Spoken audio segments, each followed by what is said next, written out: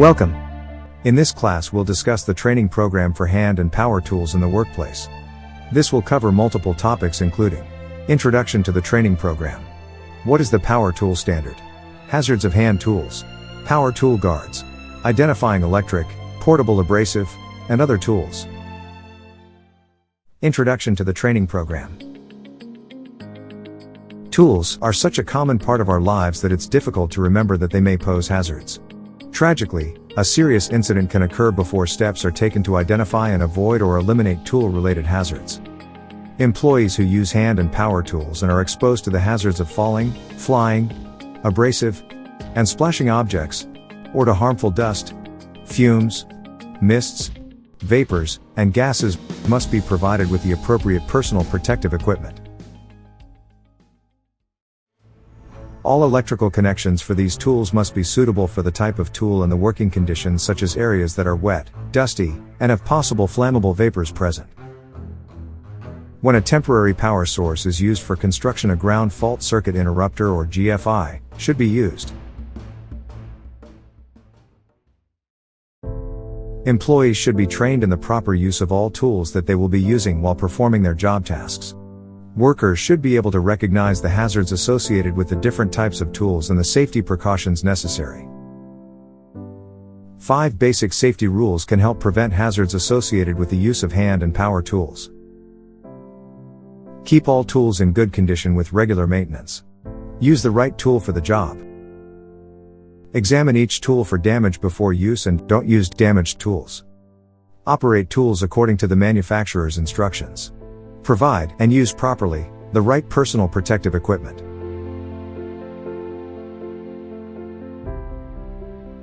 Employees and employers should work together to establish safe working procedures. If a hazardous situation is encountered, it should be brought immediately to the attention of the proper individual for hazard abatement. The following sections identify various types of hand and power tools and their potential hazards. They also identify ways to prevent worker injury through proper use of the tools and using appropriate personal protective equipment.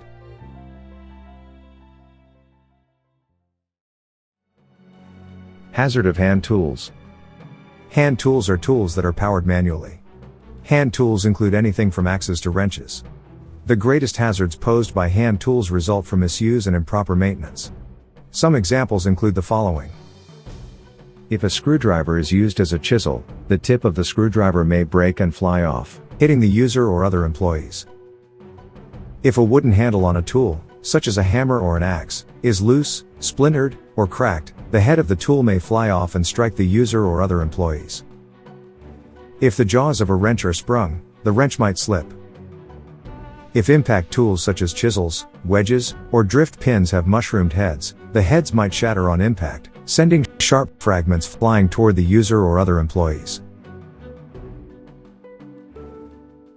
The employer is responsible for the safe condition of tools and equipment used by employees. Employers shall not issue or permit the use of unsafe hand tools.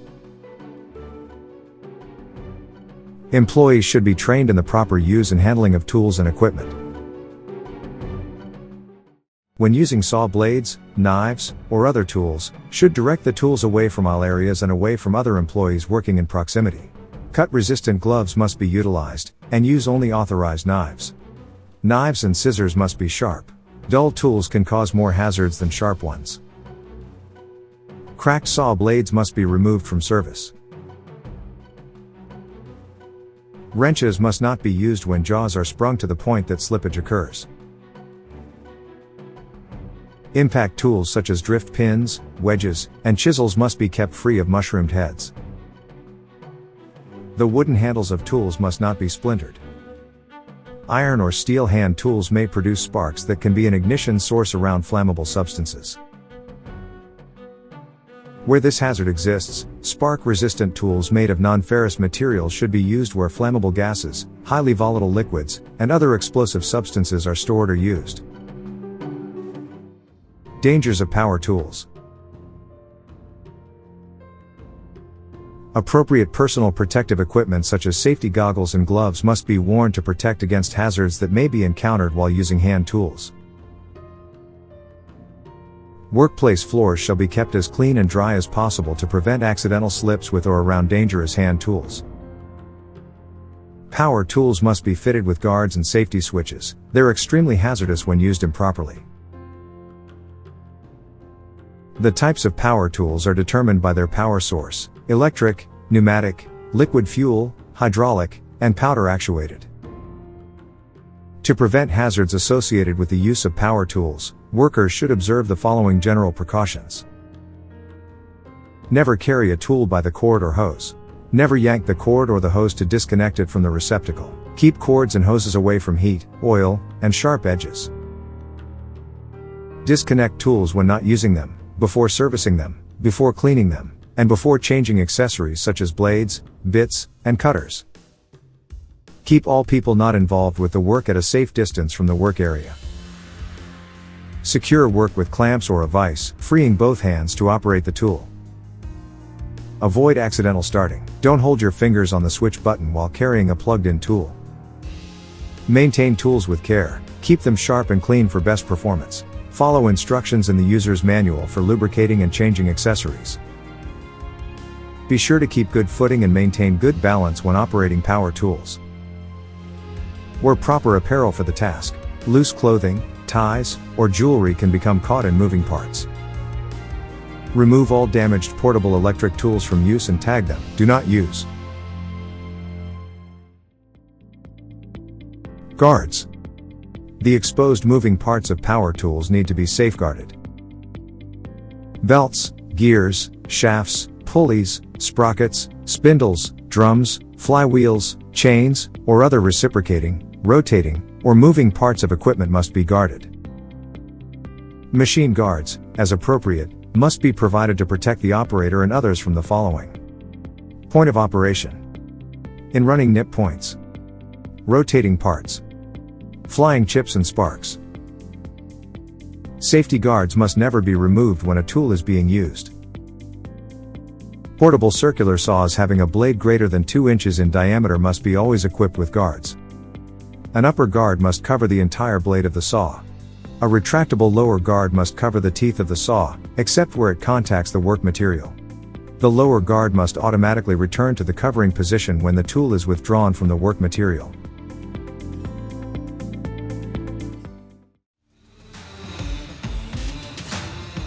Electric tools. Employees using electric tools must be aware of several dangers.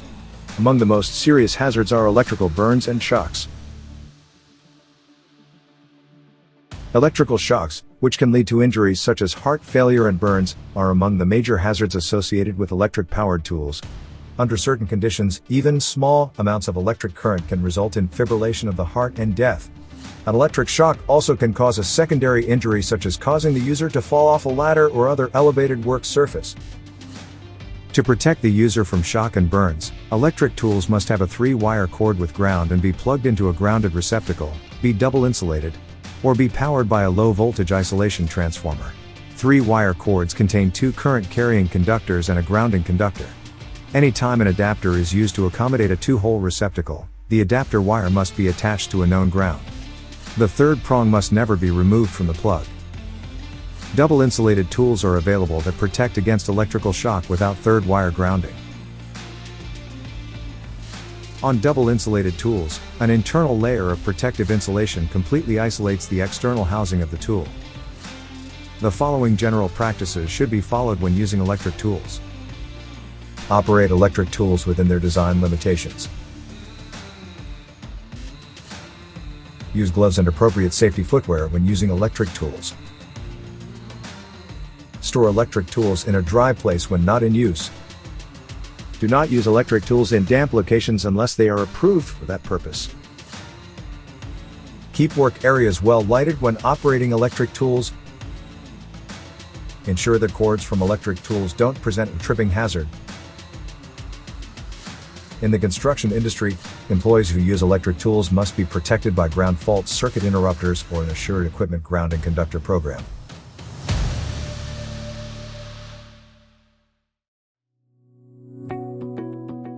Portable, abrasive, wilt tools. Portable abrasive grinding, Cutting, polishing, and wire buffing wheels create special safety problems because they may throw off flying fragments. Abrasive wheel tools must be equipped with guards that cover the spindle end, the nut, and flange projections. Maintain proper alignment with the wheel, and don't exceed the strength of the fastenings. Before an abrasive wheel is mounted, it must be inspected closely for damage and should be sound or ring tested to ensure that it's free from cracks or defects. To test, wheels should be tapped gently with a light, non-metallic instrument. If the wheels sound cracked or dead, they must not be used because they could fly apart during operation. A stable and undamaged wheel, when tapped, will give a clear metallic tone or ring. To prevent an abrasive wheel from cracking, it must fit freely on the spindle. The spindle nut must be tightened enough to hold the wheel in place without distorting the flange. Always follow the manufacturer's recommendations. Take care to ensure that the spindle speed of the machine will not exceed the maximum operating speed marked on the wheel. An abrasive wheel may disintegrate or explode during startup. Allow the tool to come up to operating speed before grinding or cutting. The employee should never stand in the plane of rotation of the wheel as it accelerates to full operating speed. Portable grinding tools need to be equipped with safety guards to protect workers not only from the moving wheel surface but also from flying fragments in case of wheel breakage. When using a powered grinder, always use eye or face protection. Turn off the power when not in use. And never clamp the handheld grinder in a vise.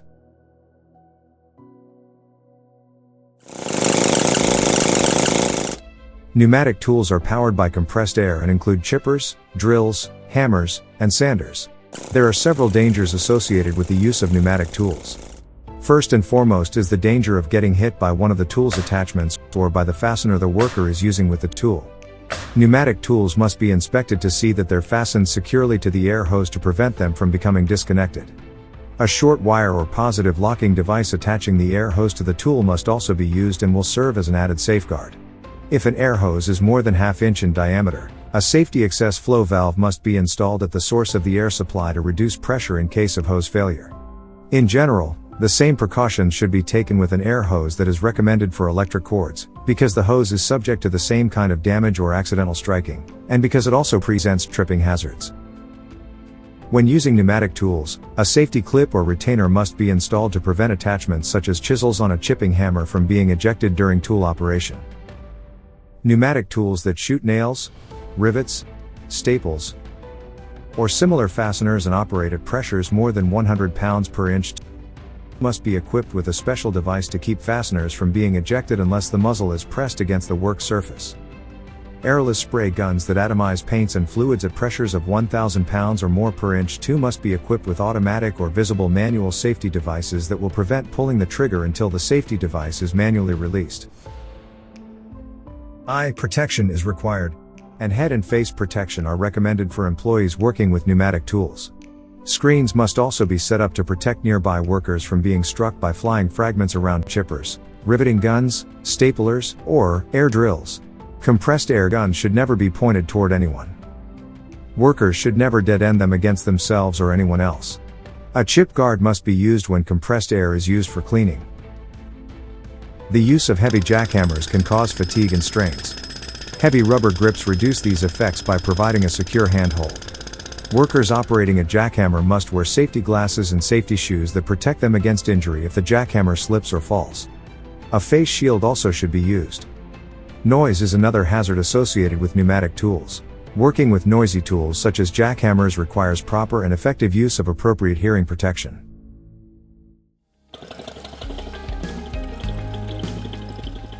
Liquid-fueled tools are usually operated with gasoline. The most serious hazard associated with the use of fuel-powered tools comes from fuel vapors that can burn or explode and give off dangerous exhaust fumes. The worker must be careful to handle, transport, and store gas or fuel only in approved flammable liquid containers, according to the proper procedures for flammable liquids. Before refilling a fuel-powered tool tank, the user must shut down the engine and allow it to cool to prevent accidental ignition of hazardous vapors. When a fuel-powered tool is used inside a closed area, effective ventilation and/or proper respirators such as atmosphere-supplying respirators must be utilized to avoid breathing carbon monoxide. Fire extinguishers must also be available in the area.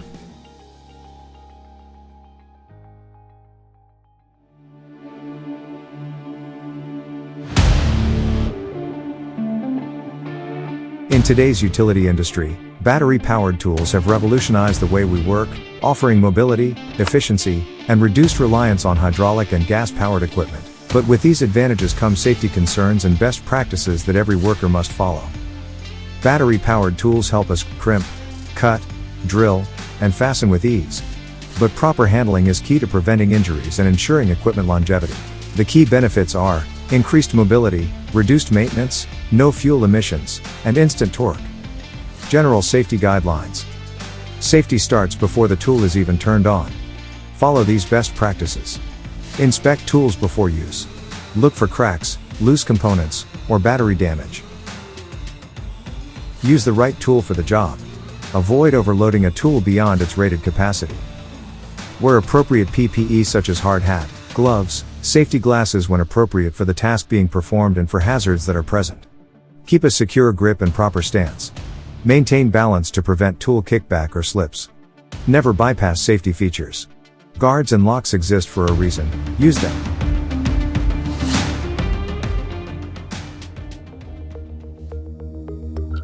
Now let's talk about battery charging and storage.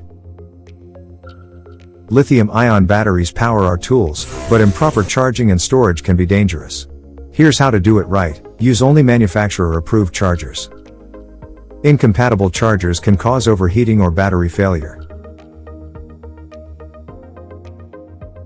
Charge in a dry, well-ventilated area. Avoid extreme heat or direct sunlight. Never leave batteries charging unattended overnight. Overcharging can lead to fire hazards. Store batteries in a cool, dry place. Keep them away from flammable materials and metal objects that can cause short circuits. Inspect for swelling or leakage. If a battery is damaged, remove it from service immediately.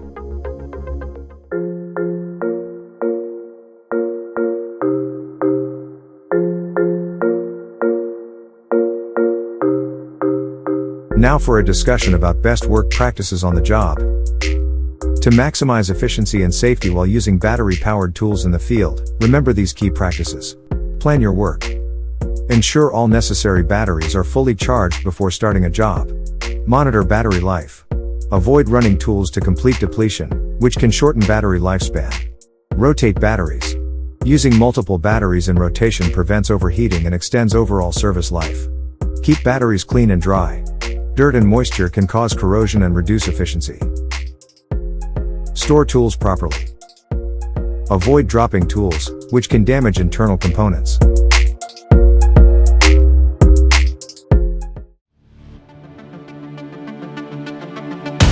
Despite all precautions, battery-related incidents can happen. Here's what to do in an emergency. Overheating or smoking battery? Immediately remove it from the tool and place it in a fire-safe container away from flammable materials. Be sure to dispose of the battery properly. Battery leak? Handle with gloves and avoid skin contact. Report the issue immediately. Battery-powered tools are an essential part of the modern utility industry, providing flexibility and efficiency, but safety always comes first. By following proper inspection, charging, storage, and work practices, we can ensure a safer and more productive work environment. Work smart. Work safe. Power your tools the right way. Great job! You've just completed the Primoris Services Corporation Hand and Power Tool course. We hope you've enjoyed the training, but more than that, we hope that the information provided has helped you gain the knowledge and confidence needed to inspect and correctly use hand and power tools. We all want the assurance of returning home safely at the end of each workday, and by utilizing the information shared in this class you'll be better prepared to accomplish a safe and productive day for yourself and for your co-workers. On behalf of Primoris Services Corporation, thank you for your time, and if you have any questions about the information shared in this course, please do not hesitate to contact us. To receive credit for this course, please complete the course quiz before exiting.